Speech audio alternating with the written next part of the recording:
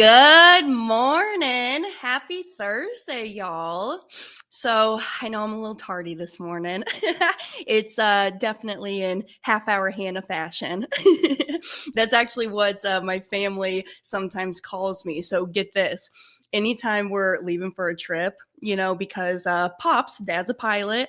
And so sometimes we'll take the airplane if we're going to the lake or Idaho, or maybe we're going to go and speak at a conference somewhere, right? And so, like, let's say that we gotta be in the plane and wheels up at 10 o'clock. They'll tell me 9:30. So then I actually show up at 10 o'clock on time. No, I'm kidding. I'm kidding.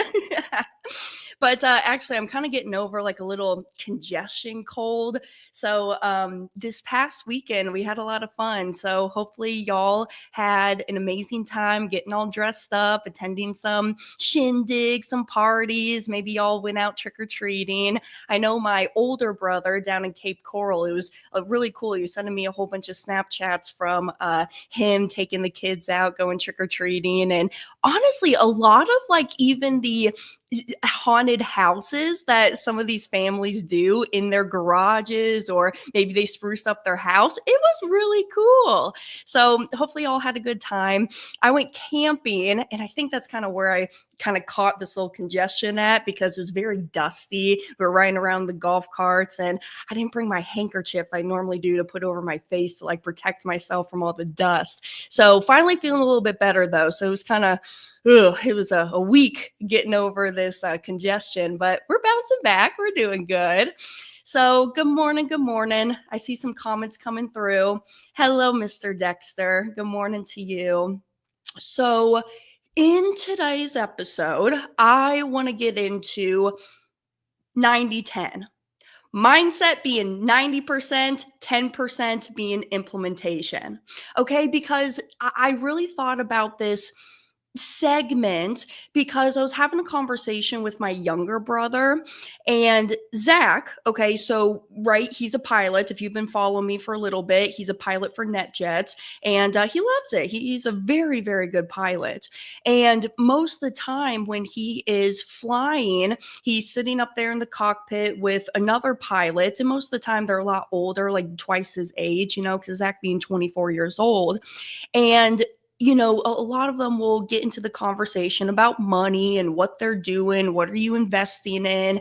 And a lot of the times, those pilots kind of talk down a little bit to Zach when he starts to bring up what he's doing with his policies and implementing the infinite banking concept.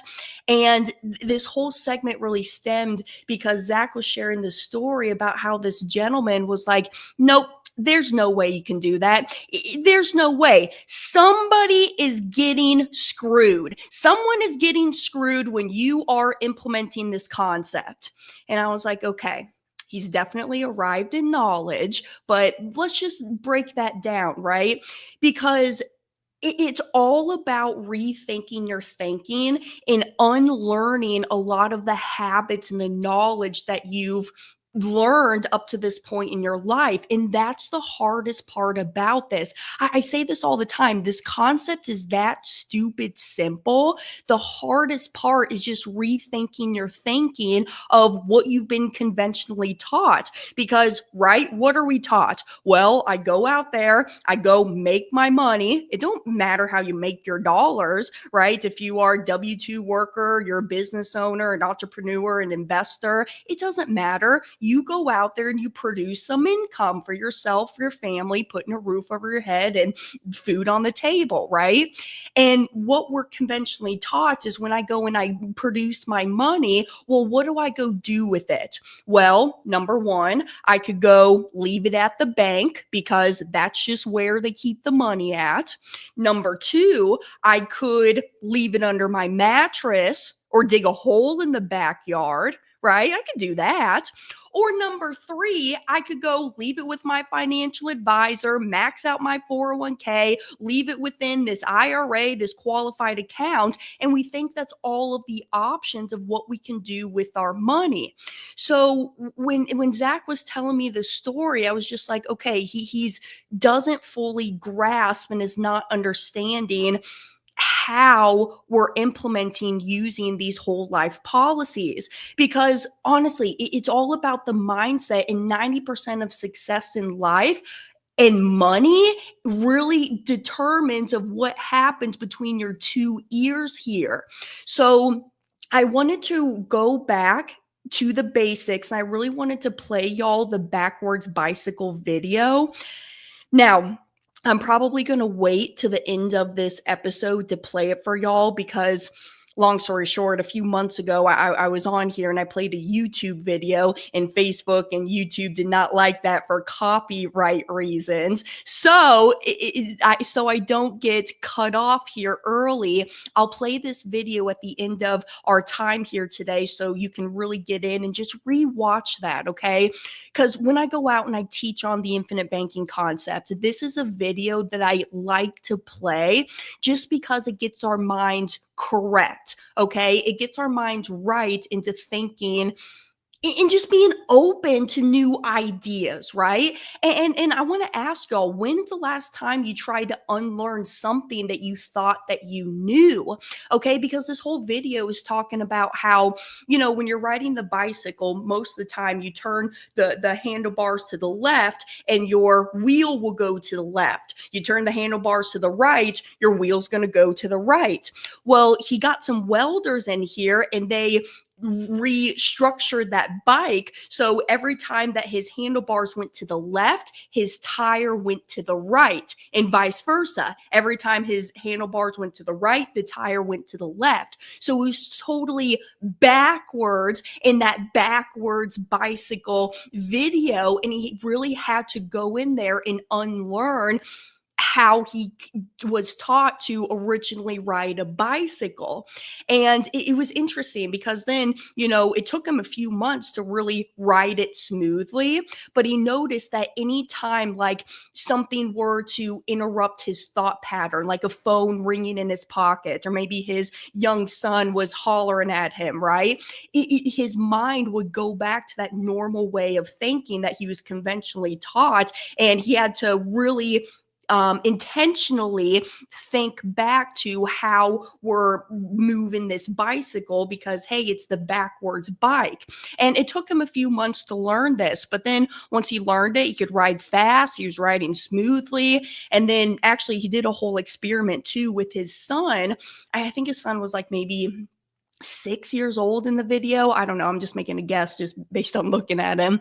But he was about 6 years old, and he noticed that it was easier for his son at 6 years old to pick up this backwards bike rather than him because he was younger. He didn't have to go through all of the hard parts of unlearning what he's been taught up to this point in his life. So, because you've always heard the saying, right? When's like the best time to learn a new language or expose your children to new languages? It's when they're young because they can pick it up a lot quicker, right? Or there's more scientific fact behind that with the neuroplasticity in your brain and all that stuff. But that's what it is. And I think that's why, again, this concept is so much easier for my siblings and myself to pick up because it's just been a normal way of life. I mean, right? Dad's been talking about infinite banking ever since I was 8 years old. So I really wanted to get into, mindset for sure, but then also just encouraging y'all to stop having such a broke mindset. Stop acting out of this scarcity place and really coming from a place of abundance for yourself. And I know it's easier said than done, but I just challenge y'all as you're walking through this life, don't just really be in alignment with yourself and just listen, right? Nelson Nash always talks about the arrival syndrome, and you should never arrive in your knowledge. Always be open to hearing other people, what they're doing, how they're investing their money, what they're talking about. It doesn't mean that you have to implement what they're telling you, but just be open to hearing what other people are doing. And I always say, think for yourself and question, really sit down and just write it out. That's what helps me a lot is I journal a lot. I really like to get my thoughts on paper. It helps me just organize my brain, this ADD brain over here.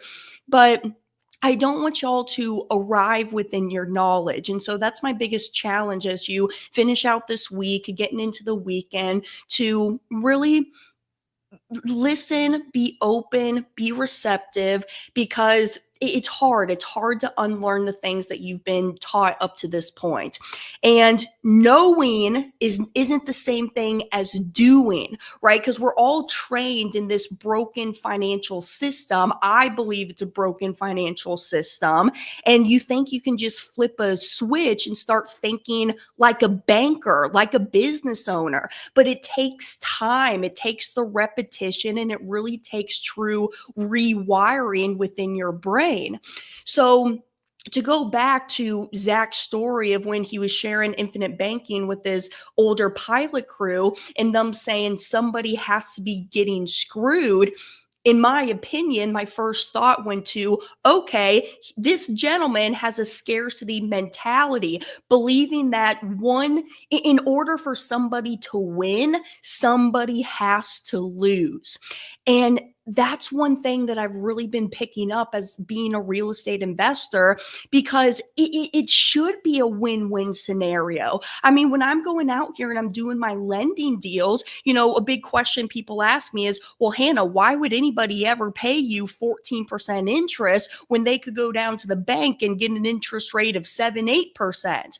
But it's a win-win situation, because these flippers or whatever they're doing, right? They want the money now, they want it quick, and they know based on having my dollars for 6 months, a year, that profit is going to outweigh. So they're winning, and then I'm also winning over here because I'm collecting the interest payments from them, and it's a win-win scenario. Literally just yesterday, I was talking with a gal. I'm not going to put her on blast right now, but she's amazing. I met her about 2 years ago out in Gary, Indiana at the Deal Maker.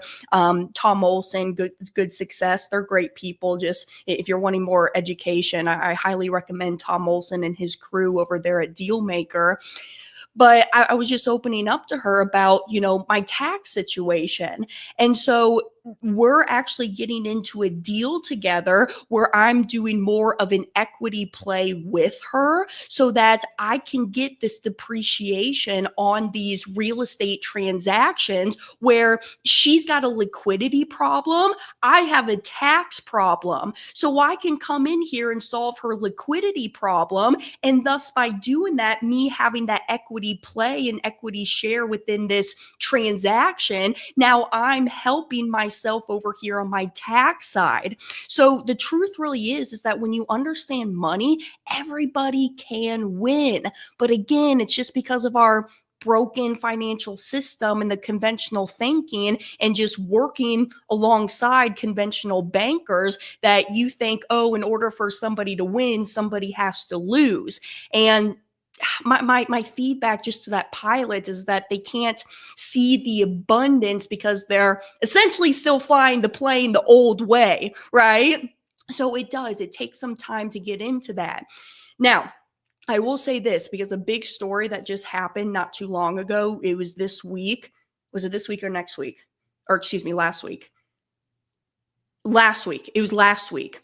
There was an article that was posted about Kyle Busch. He's a NASCAR driver, and his wife, okay? And it was this whole article that was posted about how there's a lawsuit going on right now between them and an insurance company called Pacific Life, because a financial advisor or insurance agent came in here and sold them an index universal life policy, and they were promising growth. They were promising protection. They were promising tax-free income during retirement. And because it was an IUL product, they did not get what they were signing themselves up for. So here, real quick, what I'm going to do, and pardon, I don't have this pulled up, but I know it's on my Facebook page. I'm going to get in here and I'm going to share the article with y'all. I'm going to post it down in the comments, but then I'm also going to bring it up here and I'm going to post it on the screen. So let me open this up. Here it is. Okay, dropping it in the comments right now. All right, perfect. All right, so you can see that and you can follow along with me. Let me also add it to stage. Oh, I guess I gotta stop this. Stand by, y'all. Share screen, share screen. Here we go.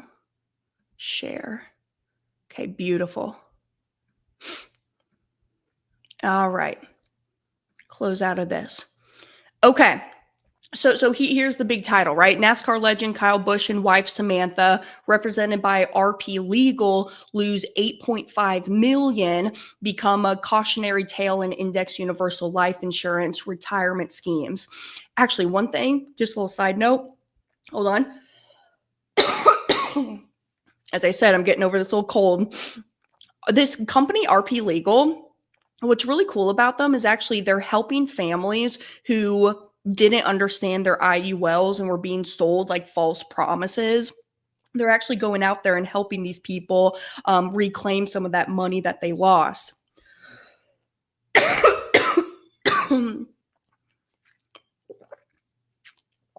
So, in this article, it's warning the public after losing millions of dollars in what was described as a devastating financial scheme tied to Index Universal Life.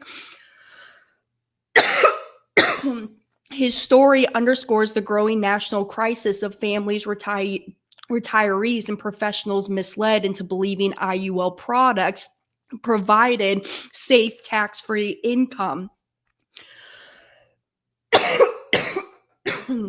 Sorry, y'all, getting a little mucus up in here. All right. According to the filing, defendants use misleading illustrations, undisclosed costs, and false promises of guaranteed multipliers and controllable charges to include Bush's to pay more than 10.4 million in premium, resulting in net out-of-pocket losses exceeding 8.5 million. So here's the biggest thing. Definitely the differences between an IUL and a whole life policy is that you cannot take an IUL illustration at that face value. You always have to look at the guaranteed side of those IUL contracts because there's cost, right? What I call an IUL policy is that it's essentially a 1-year renewable term policy where the cash account on the side is being invested into those markets, okay? And that's not what we're doing. Specifically, when it comes to the infinite banking concept, we only want to use whole life insurance when we are practicing this because it is guaranteed and the cost of that insurance is fixed. So, with these IUL policies, I agree, going back to that gentleman talking with Zach about, hey, somebody's getting screwed. I agree when it comes to the context of an IUL policy in that IUL illustration. But in a whole life, nobody can screw the whole life policy up besides you and how you use the policy. I mean, seriously, the only risk factor in all of it is you, because at the end of the day, it's not based on markets, as I mentioned. You control when you pay your premiums. If you don't pay your premiums, the policy lapses on itself, right? And these are all factors that you can control when you are implementing this concept in your life. It's not based on anybody else but you. So I just really want people to get into that. You really can't build a new financial life with an old financial mindset. So infinite banking isn't complicated. And like I said, the hardest part is just retraining our brain. 90% of it is about mindset and 10% of it is about the process. See, the mechanics are very, very easy. How money flows in and out of the policy, what I'm using my cash values for, because I can use it for literally anything, but it's the mindset and undoing years of that conditioning. So, us thinking that debt is bad, that's the common mindset. No, debt's not bad. It depends on who controls the debt, right? As myself being a real estate investor, I know that there's good debt and there's bad debt, right? But not all debt is bad. And if you follow the big gurus like the Robert Kiyosaki's, the Grant Cardones out there, I mean, one of the a one liner they said one time, and I think I saw it like on Instagram like a few years ago, but they said, hey, banks love me because I got over like $1 billion of debt to them. And they love me because banks are making profits off of me and they don't want to see me fail, because if I fail, I'm not going to be paying them back. So it's all dependent on who controls the debt and who controls that money. A big one, too, a common mindset shift is you have to risk money to make money. And it's not true. You can grow wealth securely. I mean, for myself, this is why I've never lost money in a lending deal, because I learned from my mentors and people who are older than myself doing this for a long time that I'm protecting myself by securing that collateral behind these investment deals that I'm doing. So, another big one, banks are safe. Okay, banks are safe. Here's a big thing, a lot of people think that that their money is backed up by that FDIC, right? And if you really think your money's backed up by the FDIC, I always say we got to have a come to Jesus meeting. But banks are safe because they're profiting off of your money. They're profitable for the bank, but not for you. And I don't agree with this, because if you go back and you look at the differences between the fractional reserve lending and how these insurance companies operate on their Austrian economic principles, they're just different. And here's the big mindset shift too, right? The only difference between a bank and a life insurance company, a mutually life insurance company, is just the name on the front doors. They're both places of where you can store that money at.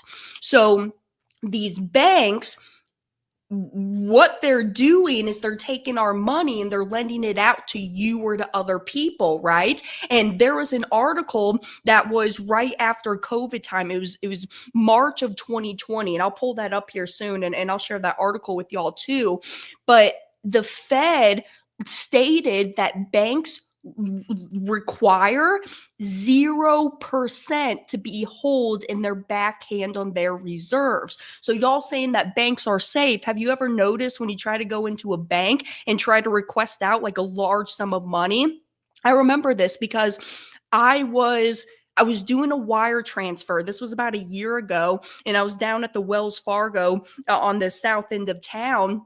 And I went in there for my appointment so I could wire this money over. And a guy came in and he was requesting out like $15,000 of cash. And so literally the bank said, yeah, well, we got your money, but come back on Tuesday because we just don't have it right now. And the guy was like up in arms. He's like, what do you mean you don't have my money? I need this $15,000 in cash like right now. So it's all about who controls your money within your life. And in my opinion, I think you should be the one in control, because no one's going to care more about your money than what you do. So your current money results are just the reflection of your current money mindset.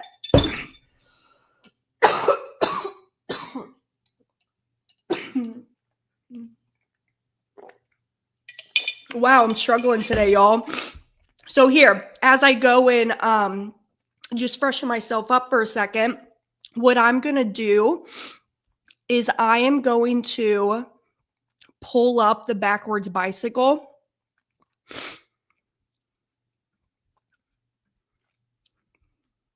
And I'm going to play this little video for y'all. Hold on.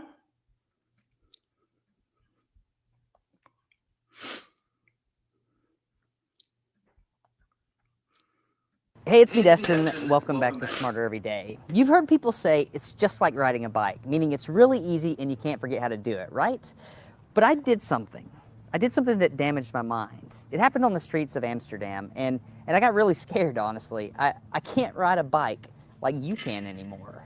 Before I show you the video of what happened, I need to tell you the backstory. Like many 6-year-olds with a MacGyver mullet, I learned how to ride a bike when I was really young. I had learned a life skill and I was really proud of it. Everything changed though when my friend Barney called me 25 years later. Where I work, the welders are geniuses and they like to play jokes on the engineers. He had a challenge for me. He had built a special bicycle and he wanted me to try to ride it. He had only changed one thing. When you turn the handlebar to the left, the wheel goes to the right. When you turn it to the right, the wheel goes to the left. I thought this would be easy, so I hopped on the bike ready to demonstrate how quickly I could conquer this. And here he is, ladies and gentlemen, Mr. Destin Stanley. First attempt riding the bicycle. All right. So the faster I go, the better. Yeah. I couldn't do it. You can see that I'm laughing, but I'm actually really frustrated. In this moment, I had a really deep revelation. My thinking was in a rut. This bike revealed a very deep truth to me. I had the knowledge of how to operate the bike, but I did not have the understanding. Therefore, knowledge is not understanding. Look, I know what you're probably thinking. Destin's probably just an uncoordinated engineer and can't do it. But that's not the case at all. The algorithm that's associated with riding a bike in your brain is just that complicated. Think about it. Downwards force on the pedals, leaning your whole body, pulling and pushing the handlebars, gyroscopic precession in the wheels, every single force is part of this algorithm. And if you change any one part, it affects the entire control system. I do not make definitive statements that often, but I'm telling you right now, you cannot ride this bicycle. You might think you can, but you can't. I know this because I'm often asked to speak at universities and conferences and I take the bike with me. It's always the same. People think they're going to try some trick or they're just going to power through it. It doesn't work. Your brain cannot handle this. For instance, this guy, I offered him $200 just to ride this bike 10 feet across the stage. Everybody thought he could do it. No, you didn't understand. You didn't understand. So, this way. Alright, that's it. Alright, so, whenever you're ready. Wait. No, you have to keep your feet on. Dude, alright, let's give it a go. Just give it a go. Wait. Like, you gotta start rolling at least. Okay, let's go. And go. Alright, back up. Okay, wait. Keep your feet on the pedal. Go. Go right off.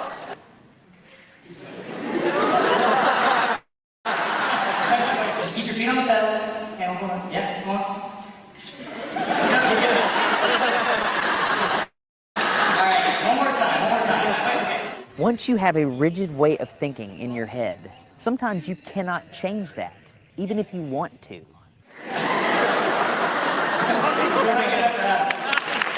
So here's what I did. It was a personal challenge. I stayed out here in this driveway and I practiced about 5 minutes every day. My neighbors made fun of me. I had many wrecks, but after 8 months, this happened. One day I couldn't ride the bike and the next day I could. It was like I could feel some kind of pathway in my brain that was now unlocked. It was really weird though. It's like there's this trail in my brain, but if I wasn't paying close enough attention to it, my brain would easily lose that neural path and jump back onto the old road it was more familiar with. Any small distractions at all, like a cell phone ringing in my pocket, would instantly throw my brain back to the old control algorithm and I would wreck. But at least I could ride it. My son is the closest person to me genetically, and he's been riding a normal bike for 3 years. That's over half his life. I wanted to know how long it would take him to learn how to ride a backwards bike, so I told him if he learned how to ride a backwards bike, he could go with me to Australia and meet a real astronaut. Are you gonna give up? No. Go ahead. This is how it starts. Look at this. This is such a big deal. Get up, you got it. Did you see his brain get it? So in how many weeks have we been doing this? 2 weeks? In 2 weeks, he did something that took me 8 months to do, which demonstrates that a child has more neuroplasticity, am I even saying that right, than an adult. It's clear from this experiment that children have a much more plastic brain than adults. That's why the best time to learn a language is when you're a young child. All right, today's bike log. I can ride smooth, I can ride fast, I'm thinking the experiment is over. Okay, now I'm in Amsterdam, a city that has more bicycles than people. The question is, can I ride a normal bike now? I mean, I've spent all this time unlearning how to ride a bike. If I go back and try to ride a normal one, will my brain mess up? So I've tweeted a Smarter Everyday meetup, if you will, and I'm gonna see if somebody brings a bicycle, and I'm gonna try to ride a normal bike. It's backwards. It's backwards. This was one of the most frustrating moments of my life. I had ridden a normal bike since I was 6, but in this moment, I couldn't do it anymore. I had set out to prove that I could free my brain from a cognitive bias. But at this point, I'm pretty sure that all I proved is that I could only redesignate that bias. So what you're not seeing is just a group of people here looking at me, looking at the strange American that can't ride a bike because they think I'm dumb. But I'm actually 2 levels deep into this because I've learned and unlearned. All right. After 20 minutes of making a fool out of myself, suddenly my brain clicked back into the old algorithm. I can't explain it, but it happened in a very specific moment. I got it. I'm back. Oh, it clicked. Hold on, it clicked. I got it. Okay, there it is. There was the moment. Okay, I can ride a bike. I tried to explain this to the people around me, and they just didn't get it. They thought I was faking the previous 20 minutes, and I couldn't get anybody to believe me. That looked like I faked that, didn't it? Yeah. Just a face. You think I'm faking. You don't believe me. That's so weird. You're like, and it's full. You think I'm lying, don't you? I'm not lying. I felt like the only person on the planet who had ever unlearned how to ride a bike, and I couldn't articulate it to anyone because everybody just knew that you can't forget how to ride a bike. So I learned 3 things from this experiment. I learned that welders are often smarter than engineers. I learned that knowledge does not equal understanding. And I learned that truth is truth, no matter what I think about it. So be very careful how you interpret things, because you're looking at the world with a bias, whether you think you are or not. I'm Destin. You get smarter every day. Have a good one. All right. Okay. Thanks, y'all. I feel better. I haven't recorded any podcasts or been doing any live streams this week, and it's showing. All right, good. Dexter, hopefully there was sound. I see you over there as we learn StreamYard. So right, I mean, it's all about the mindsets, and you've got to keep retraining your thinking when it comes to your money, what you're doing with your money. And hey, I want to hit on this one question. DeBecker asked me, hello, Mr. DeBecker, Mr. Douglas. He says, what's the easiest way to deposit cash into your policy? Easiest way, ACH. That's what I normally do, just like an ACH over to the insurance company, direct deposit. You can also mail them a paper check if you want to as well, but connect with your implementation agent. They can help you do that, but that's the easiest way, just moving money in and out of the policies. Real quick before I get into my 4 steps that I want to share with y'all, Brent is asking me, Hannah, are you going to be at the Orlando for the Money Tank? I probably will. I'm going to see how I'm feeling on Saturday. So I'm not going to pop in tomorrow. I know Money Tank is Friday and Saturday. But definitely on Saturday, if I'm feeling a little bit better, I want to pop in. Y'all are just an hour west of me right now. So yes, all my Money Tank people, you guys are going to have a great time this weekend. So here are 4 steps that I want you to take away, okay? Step number 1 is the awareness. Recognize the old programming, okay? So just take note of it, recognize it.